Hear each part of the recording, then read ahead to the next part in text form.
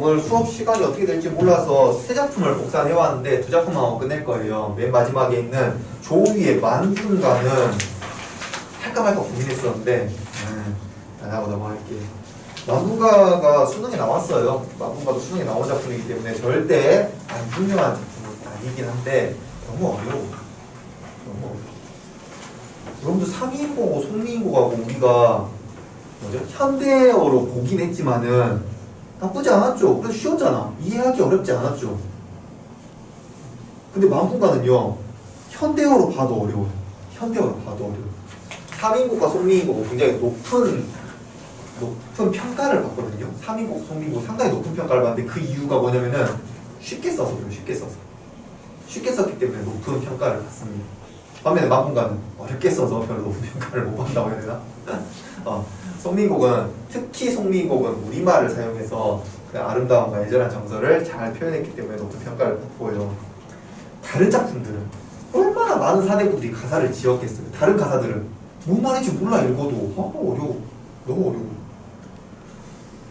좀 이따 규원가를 끝낸 다음에 만분가에 살짝은 설명을 드리겠습니다. 내용을 읽어보진 않을 거고요. 살짝 설명드리고 그리고 끝내도록 할게요. 오늘 수업. 자, 저기 몇 페이지입니까? 194페이지에 있는 규원가 보도록 하겠습니다. 규원가. 규원가는 조선 후기로 집어넣는 경우도 있어요. 지금 아마 이 책에서는 조선 중기로 집어넣었을 것 같은데 애매합니다. 허난사원 자체가 임진왜란이 시작되기 전에 죽었어요. 임진왜란이 시작되기 전에 죽었기 때문에 이걸 전기로 봐야 될지 후기로 봐야 될지 애매한 사람이긴 합니다. 실제로 누구지? 허난사람 남편도 거기서 죽었고 임진왜란 의병으로 참가해서 죽었고요. 네? 그런 시기라고 보시면 되겠습니다. 잠깐 허난사론에 대해서 좀 말씀을 드릴게요. 허난사론 조선 중기 때 사람입니다. 조선 중기 혹은 전기 마지막 이 시기를 산 사람이 허난설원입니다. 일단 허난설 적어볼까? 잠깐 허난설원 성이 허씨고 이름이 난설원이에요. 성이 허씨고 이름이 난설원입니다. 조선 중기를 살았고 전기 마지막을 살았다고 해도 괜찮아요. 정철도 이 시기거든요. 정철도 임진왜란 터지자마자 죽기 때문에 그냥 똑같은 시기의 사람이라고 보시면 좋을 것 같습니다. 참 허난설원의 인생이요 기구예요. 참 허난설원의 인생이 기구합니다. 그런 삶을 살으라고 하면 못 살 것 같아요. 어떤 삶을 살아가는지 여러분 들어보시기 바랍니다. 자, 동인이라는 분당은요 두 개로 나뉘어 버립니다. 하나는 북인, 하나는 남인으로 나뉘어요. 근데 남인과 북인이 성격이 약간 다릅니다.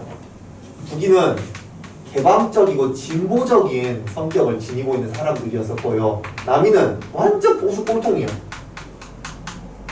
이런 두 개의 성향이 남이었습니다. 그럼 뭐 개방적이고 보수적이니까 두 개가 동인도 갈라질 수밖에 없었겠죠. 허난설원은 어디 가문에서 태어나냐면은 이 북인 가문에서 태어나요. 북인 가문에서 태어납니다. 여기서 이제 허난설원이 태어났는데 조선은요 여성들에게 친절한 사회가 절대 아니었습니다. 어떻게 보면 적대적인 사회였다고 봐야 될 것 같아요. 강압하고 절대 사회에 진출하지 못하도록 틀어막는 사회였었죠. 그런데 북인은 개방적이었기 때문에 허난설원의 부모님께서 혹은 허난설원의 오빠들이 허난설원을 교육을 시켰어요. 허난설원 태어나자마자 천재적인 능력을 보여주거든요. 천재적인 능력, 특히 시를 창작하는 데 있어서 너무나 천부적인 재능을 보여주는 거예요. 그러니까 아버지가 교육을 하도록 시킵니다. 그리고 허난설원에게는 오빠가 2명이 있고 남동생이 1명 있었어요. 근데 그 오빠 2명도 허난설원에게 교육을 시켜줍니다. 자기의 어떤 친구들, 자기가 알고 있는 지인들 중에서 시를 잘 짓는 사람들을 스승으로 붙여줘요. 그런 식으로 허난설원은 많이 어렸을 때부터 교육을 받고 자라나죠. 그래서 어렸을 때부터 한 8살 때부터 이미 시를 창작을 하는데 한시 같은 거 창작을 하는데 사람들이 읽어보고 나서 감탄을 했다고 해요. 와, 진짜 신동이 났다. 만약 허난설원이 남자로 태어났다면 진짜 우리 사회에 한 획을 긋는 인물이 될 수도 있었을 것 같아요. 하지만 여자였기 때문에 어쩔 수 없이 그냥 그 정도에 그쳤을 뿐이었죠. 그러다가 결혼을 하게 됩니다. 여기서 이제 북인의 어렸을 때 살 때는 교육을 받고 어떤 천부적인 천재성이라고 할까? 천재성을 잘 드러내면서 즐겁게 살아요. 많은 사랑을 받으면서. 그런데 이제 결혼을 해야겠잖아요. 15살, 16살 지나고 16살에 결혼을 합니다. 그때 결혼한 사람은 어디였냐면은 여기 남인이었어요. 여기서 결혼을 합니다. 결혼해요. 남편의 가문은 상당히 좋았어요. 양반 집안이면 그 조상들이 대대로 많은 벼슬들을 하게 됐었고요. 진짜 좋은 집안이었어요. 그런데 좋은 집안이었는데 너무나 보수적이었던 거죠. 너무나 보수적이. 가문은 좋지만은 여기는 완전히 남성 우위에 그냥 조선의 그냥 일반적인 가치관에 가치관을 지니고 있던 그런 가족이었습니다. 그러다 보니까 결혼을 했을 때 부딪히는 거예요. 자기가 지금까지 살아왔던 그 생활과 시집살이 생활이 너무나 다른 겁니다. 저거 보면요. 일단은 시부모 특히 시어머니가 요 허난서론이 집에 와가지고 자기 결혼해가지고 시 짓는다거나 이런 것을 이해를 못하는 거예요. 아니 여자가 결혼을 했으면 밥 짓고 빨래하고 그냥 남자 이렇게 보조나 해주고 그럴 것이지 아니면 이렇게 수나 뜨면서 바느질 좀 하고 그럴 것이지 무슨 시를 쓴다고 그러고 있는지 이해를 못해요. 자꾸만 갈등을 이렇게 겪게 되겠죠. 시부모와. 그 다음에 남편은 여러분들 생각해봐. 운호라든지 동주라든지 생각해봐. 결혼을 했는데 천재하고 결혼했어. 천재하고. 이때는 연애 결혼이 아니라 가운데서 정지해준 사람하고 결혼할 수밖에 없잖아요. 그래서 이렇게 신혼 첫날 밤 얼굴을 보고 결혼했어. 어떤 사람은 예쁜지 안 예쁜지는 모르겠습니다. 근데 결혼을 하고 봤는데 이 여자가 너무나 천재야. 나보다 너무나 뛰어나. 뭐 말을 하면 내가 모르는 말도 너무 많이 하고 나보다 능력이 너무 월등한 거야. 이 남성 우위적인 가치관을 지닌 사람이 여자가 자기보다 뛰어난 걸 보면서 얼마나 스트레스 받겠습니까? 그것도 스트레스예요. 스트레스. 남자도 좀 이해할 만해. 그러다 보니까는 외도를 합니다. 바람을 피워요. 남편은. 집에 안 들어와. 그냥 계속해서 싸돌아다니면서 다른 여자 만나고 기생 만나고 이렇게 살아갑니다. 자신은 그 다음에 어떤 친답죠? 친답? 안타깝게도 아까 말씀드렸던 허난사람의 아빠라든지 오빠 2명은 다 죽어버려요. 다 죽어. 객사하게 됩니다. 슬프죠. 객사하게 되고 두 아들이 있거든요. 두 아들인지 아니면 아들과 딸인지 정확하게 기억 안 나는데 자식 2명이 있는데 이 2명은 돌림병, 전염병에 걸려가지고 죽어버려요. 그리고 자기가 임신도 했었거든요. 임신 3번째 아이를 임신했는데 이 아이가 유산이 되어버립니다. 살겠어 이런 인생? 이런 인생 살 수 있겠어요? 이때가 지금 16세에 결혼을 해가지고 허난 사람이 27세에 죽거든요. 27세에 죽는데 10년 동안 겪은 일이에요. 10년 동안. 이런 인생 못 살아. 10년 동안 겪은 일이 이런 상황이었습니다. 얼마나 그 마음속에 응어리가 많았을 것이고 원망이 많았겠고 한탄이 많았겠습니까? 오늘 배울 규어가라는 제목이 규자가 유구녀라는 뜻이에요. 유구녀라는 뜻이고 원은 원망입니다. 유구녀의 원망이라는 노래예요. 그 원망이 단순히 이 사회 진짜 그지 같다 이게 아니라 진짜 환장할 노릇인 거죠. 진짜 환장할 노릇이. 이렇게 보시면 좋겠습니다. 27세에 죽으면서 유언을 남겨요. 자기가 지금까지 창작한 노래들을 남기지 말고 싹 불러 태워버리라고 그렇게 유언을 남깁니다. 그 종이에다가 붓으로 썼을 거잖아요. 그 종이들이 방 한 칸을 채울 정도로 많은 작품을 썼다고 합니다. 어마어마한 사람이죠. 그러니까 그 정철, 윤선도, 박인도가 우리 조선의 3대 가수라고 하는데 만약에 허난설원이 남자로 태어났다면 최고의 원탑 가수가 될 수도 있지 않았을까 생각을 합니다. 그렇게 불러 태우라고 하는데 태웠어요. 실제로 다 태웠답니다. 태웠는데 이 동생이 허난설원의 동생이 그 유명한 허균이에요. 허균 모르려나? 허균도 진짜 유명한 사람이거든요. 허균 도 천재야. 허난설원도 천재라고 했지만 허균도 천재예요. 그래서 누나가 썼던 시들을 다 기억하고 있어요. 암기를 하고 있어요. 이걸 가지고 자신의 누나의 그 작품들이 다 사라져버리는 것이 너무 아쉬운 거예요. 그래서 자기가 기억력을 되살려서 난설원집이라는 것을 만들어냅니다. 문집을 만들어요. 이 난설원집은 허균이 쓴 거예요. 결국엔 허균이 난설원집을 만들어서 만들어서 책을 만들어요. 그걸 일본과 중국으로 수출이라고 해야 될까? 이제 그렇게 하게 됩니다. 우리나라에서는 인정받지 못했어요. 허난설원이. 근데 중국과 일본에서는 그 시를 읽고서는 너무나 극찬을 했어요. 너무나 잘 썼다. 우리나라보다 명나라하고 일본에서 더 유명했던 사람이 허난설원이다라고 보시면 되겠어요. 이런 기부한 운명을 산 사람이 어떤 원망의 말을 적었을지 이제 읽어보도록 하겠습니다. 아까 송민곡에서도 감정이입무라고요. 감정이입문 이야기 안 했구나. 객관적 상관론. 객관적상관물에 대해서 이야기를 했었는데 이 주어가에서 제일 중요한 핵심이 이거 두 개입니다. 감정이입물하고 객관적상관물 찾는 것이 주어가의 포인트예요. 포인트. 사미인곡은 계절의 흐름, 계절의 변화, 속미인곡은 대화체, 주어가는 객관적상관물과 감정이입물. 이거 두 개가 핵심, 이거 각각의 핵심이 포인트가 이것들입니다. 현대어 읽어보도록 하죠. 엊그제 젊었었는데 어찌 벌써 이렇게 다 늙어버렸는가. 몇 년도에 지었는지 모르겠지만은 아무리 많이 먹었어도 27살입니다. 화나서는 27살이 죽으니까. 근데 뭐 다 늙었다고 표현하고 있어요. 엊그제 젊었던 것 같은데 어찌 이렇게 벌써 늙어버렸는가. 어릴 때 즐겁게 지내던 일을 생각하니, 여러분 어릴 때 즐겁게 살았던 일이 진짜로 화나서에게는 최고의 삶이었던 추억인 거예요. 그 어릴 적 즐겁게 지냈던 일을 생각하니 말을 해도 다 소용이 없구나. 이렇게 늙은 뒤에 서러운 사연을 말하고자 하니 목이 메이는구나. 여러분 서럽겠죠? 진짜 서럽겠죠? 서럽게 말하자니 목이 메이는구나. 부모님께서 나를 낳으시고 기르시며 몹시 고생하여 이 나의 몸을 길러낼 때 높은 벼슬아치의 배필은 남편이죠. 높은 벼슬아치의 남편은 바라지 않을지라도 군자에, 그러니까 좀 돈이 없고 명예가 없고 지혜 났더라도 개념이 똑똑하게 박혀있고 나를 사랑할 줄 아는 그런 좋은 짝이 되기를 바라셨는데 실제로 어떻게 됐어요? 가문은 높은데 쓰레기하고 결혼을 하게 된 거죠. 그렇게 결혼하게 됐어요. 자, 바라셨는데 전생에 지은 원망스러운 업보요. 업보라는 건 무슨 말입니까? 자기가 태어나기 전에 전생에 지은 죄라는 뜻이죠. 내가 전생에 지은 원망스러운 죄 때문에 부부의 인연으로 혹은 부부의 어떤 운명적인 인연으로 장안에 호탕하면서도 경박한 사람을, 장안은 수도입니다. 수도에 사는 호탕하면서 경박한 사람, 한마디로 줄이면은 양아치입니다. 양아치. 위에 보면 경박자라는 말이 나온, 장안, 유협, 경박자라는 말이 나오는데 이걸 줄이면은 양아치예요. 자, 수도의 양아치를 꿈같이 만나서, 이때 꿈은 부정적인 의미입니다. 우리가 꿈처럼 좋아 이게 아니라 꿈처럼 싫어해요. 믿고 싶지 않을 정도로, 믿기 힘들 정도로 그런 게 꿈입니다. 꿈같이 만나서, 왜 제가 꿈을 강조했냐면은 가끔 문제가 나와서 그래요. 꿈에다 밑줄 쳐놓고 이걸 긍정적으로 해석하는 선택지들이 등장하면은 뭐지 꿈? 좋은 거 아닌가? 이러거든요. 꿈은 여기서 나쁜 겁니다. 경박한 사람들을, 경박한 그 양아치를 꿈처럼 만나서 시집간 뒤에 남편의 시중을 들면서 조심하며 살기를 마치 살얼음 디디듯이 하였다. 살얼음은 그 강이나 하천에 얇게 얼음이 온 것을 살얼음이라고 하죠. 거기 위에 지나가다 잘못 밟으면 쏙 빠져가지고 죽는 거죠. 살얼음 디디듯 조심 그렇게 시집살이를 하였다.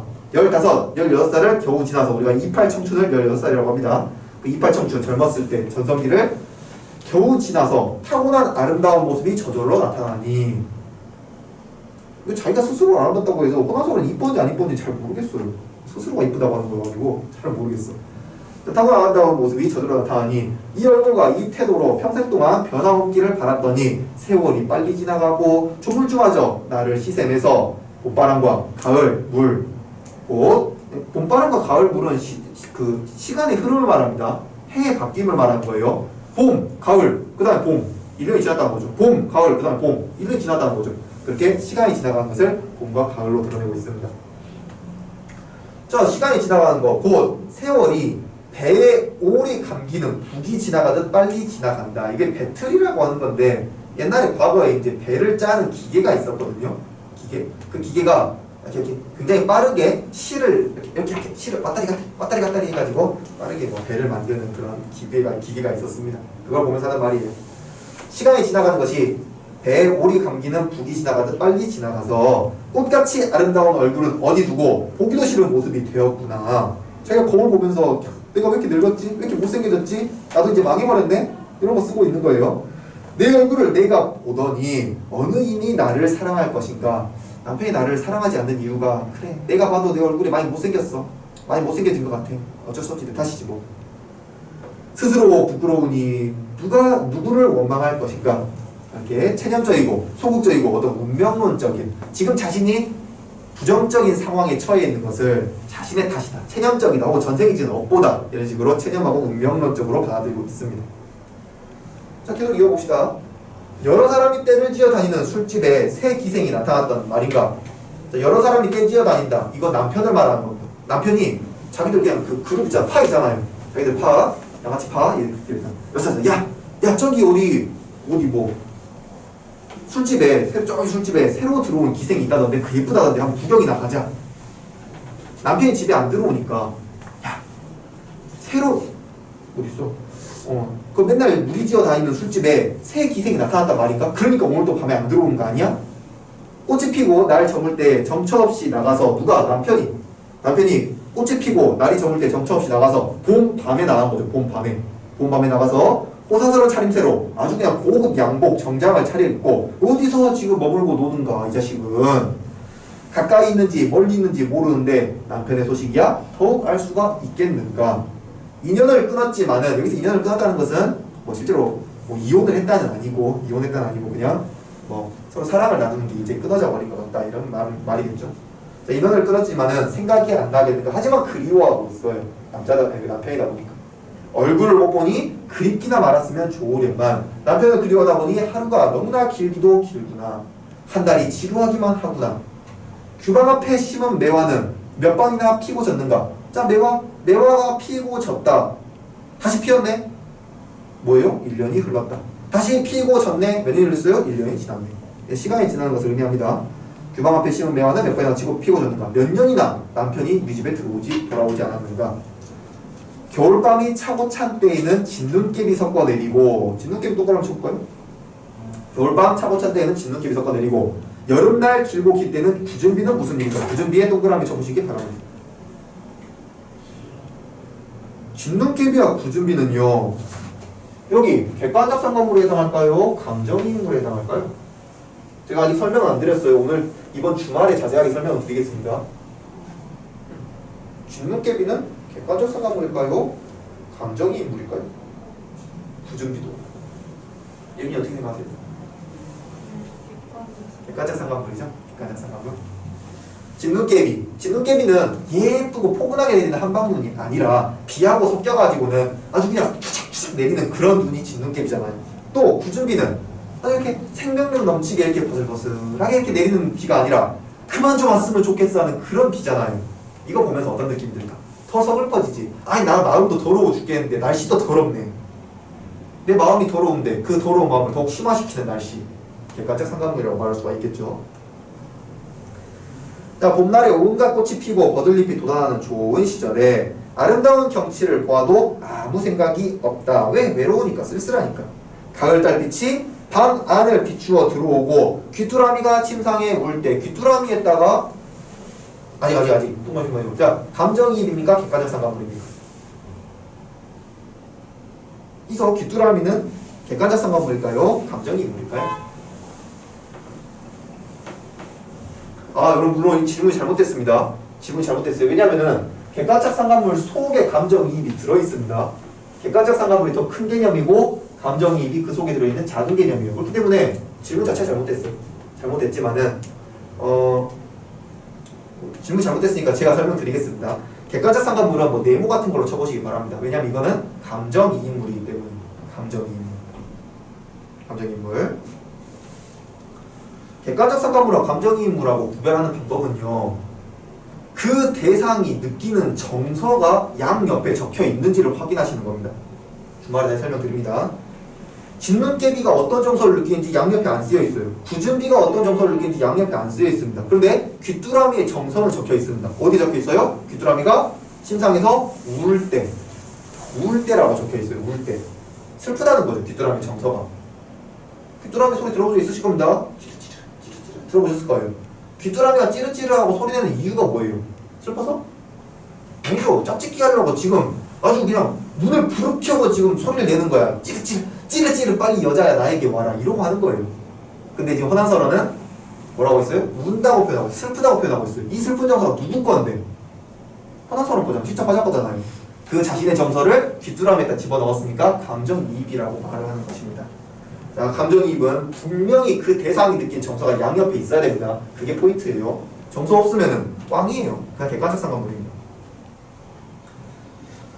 자, 가을 달빛이 방 안을 비추어 들어오고 귀뚜라미가 침상에서 울 때에 슬퍼할 때 긴 한숨으로 흘리는 눈물을 헛되이 생각만 많보다 아마도 모진 목숨이 죽기도 어려운가 보구나. 넘겨보도록 하겠습니다. 뒤로.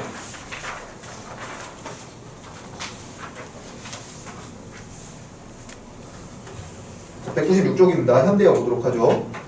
돌이켜 앉아 생각해 보니 여러 가지 일을 하나하나 생각하니 이렇게 살아서 어찌할 것인가. 이렇게 스트레스 받고 우울증 걸려가지고 죽을 것 같은데 어떻게 살 것이야. 안 되겠어. 등불을 돌려놓고 푸른 거문고를 비스듬히 안아서 병련화는 뭐 노래 이름이겠죠. 한 곡조를 시름으로 함께 섞어서 연주하니.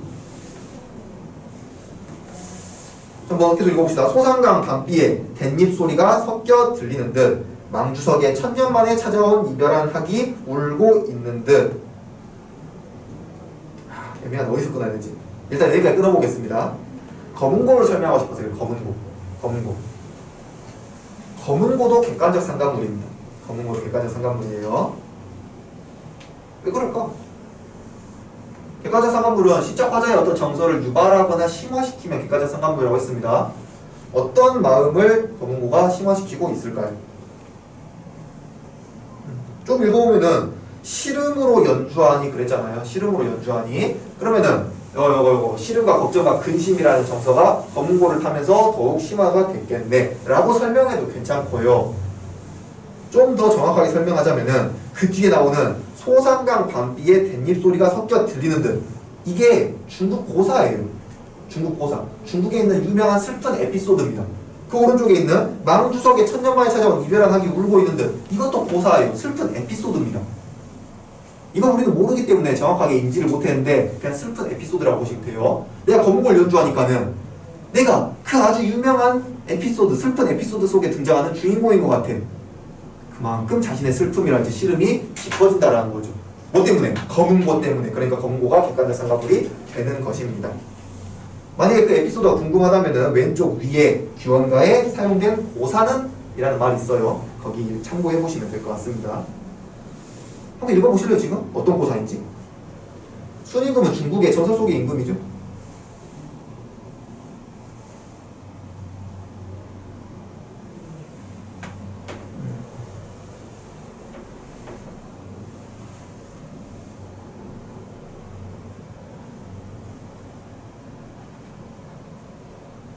그렇다고 하네요. 사대부 문학이 어려운 이유가 이런 거예요. 우리는 모르는 고사를 너무나 많이 써. 뒤에 나오는 만분가는 더 많이 써. 그러니까 어려운 거예요. 그나마 규원가는 딱 2개밖에 사용을 안 했으니까 그렇구나 하고 이해하고 넘어가시면 됩니다.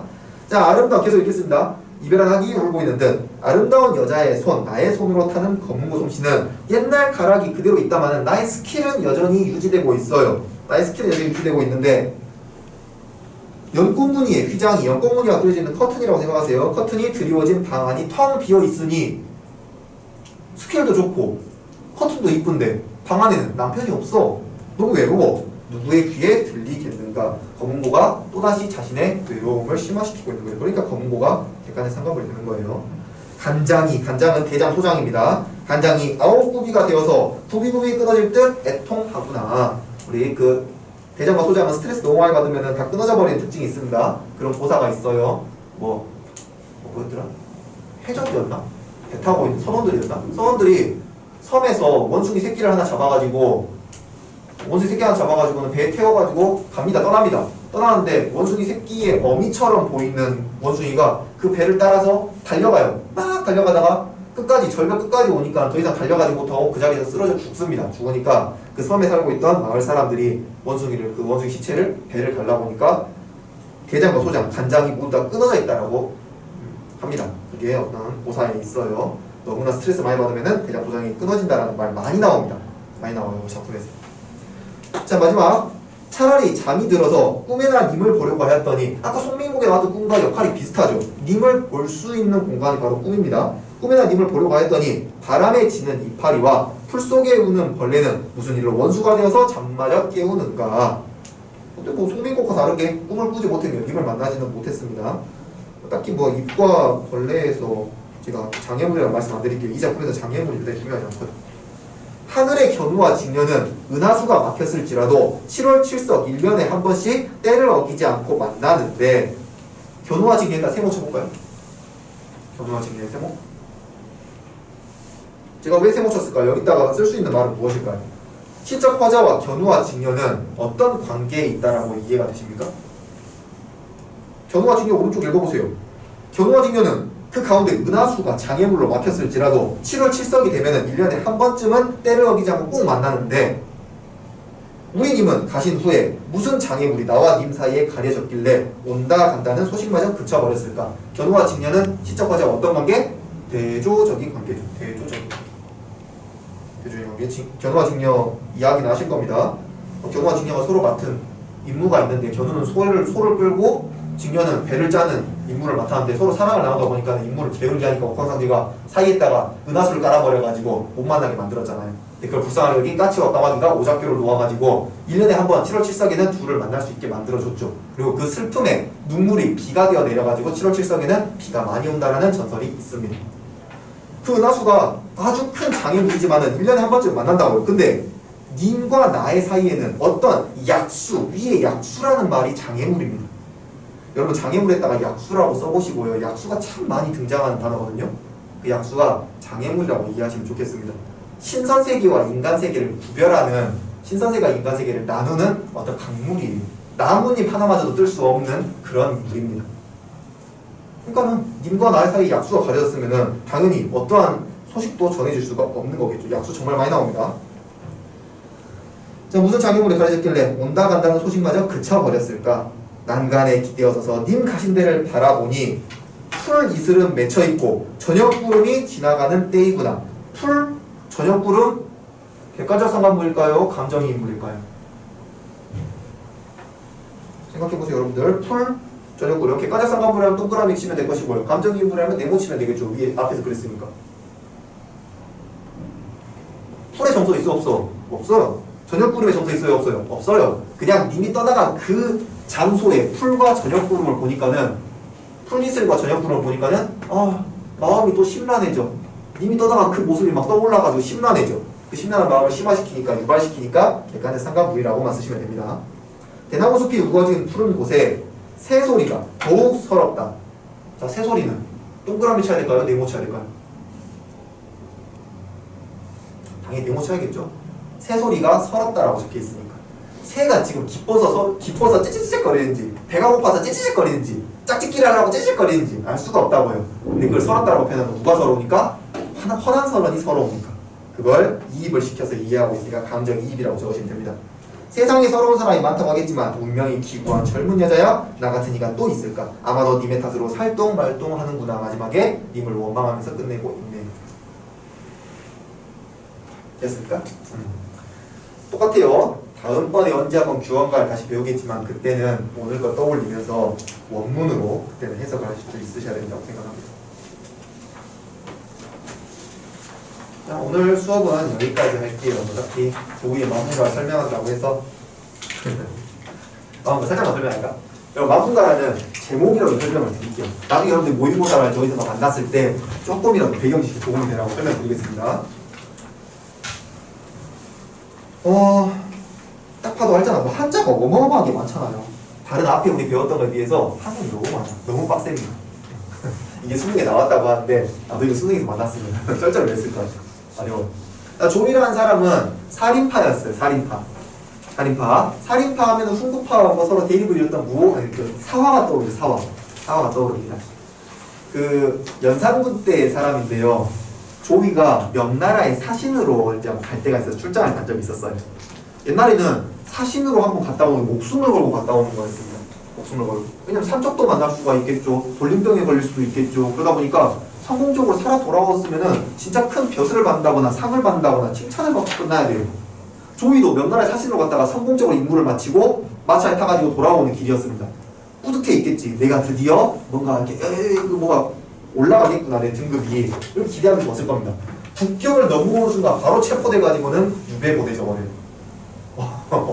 조이가 그런 처지에 처했습니다. 그래서 상 받을 줄 알았는데 갑자기 유배 처해가지고 끌려가가지고는 감옥에 갇힌 다음에 한 10년인가? 유배 살다가 거기서 죽어요. 얼마나 원통할까? 그걸 저게 만문가입니다. 이게 그 유배 사신으로 간 사이에 무오사화라는 게 터져버려요. 무오사화는 특별히 누가 잘하고 잘못했다기보다는 훈구파가 깝치는 살인파를 한 대 쥐어 박은 겁니다. 한 대 쥐어 박은 거예요. 조의 제문이라는 말이 나오는데 어쨌든 그걸 핑계 삼아가지고 살인파를 때려잡습니다. 그래서 이게 그 누구야 조이도 살인파에 속해 있었고 그 조이 제문하고 얽혀 있는 사람이기 때문에 붙잡혀가지고 유배를 겪게 되죠. 근데 유배지에 가서 그 사람이 이제 생각하는 억울함 또 뭐 있을까? 님에 대한 어떤 충성심 이런 것들, 자신에 대한 반성 이런 것들이 쭉 적혀 있습니다. 이걸 알고 읽어도 어려워요. 현대어로 읽어도 어렵습니다. 그렇기 때문에 뭐 오늘 굳이 읽진 않을 것이고, 만약에 만풍가라는 작품을 여러분들이 문제에서 만나게 되면은 아 유배 문학이구나, 유배 가사구나, 그 다음에 굉장히 억울함이라든지 자신에 대한 반성이라든지 왕에 대한 충성심 이런 것들이 적혀 있겠구나. 이것도 충신연주지사긴 한데 읽어봤을 때 딱히 충신연주지사인지 느낌이 안 와. 난 읽어봐도 이게 여성화자인지 느낌이 잘 안 오더라고요. 그렇게 하는데 충신연주지사라고 말은 합니다. 그런 것들 떠올리시면서 푸시면 될 것 같습니다. 자, 여기까지 하고 오늘 수업 끝내겠습니다. 고생들 하셨습니다.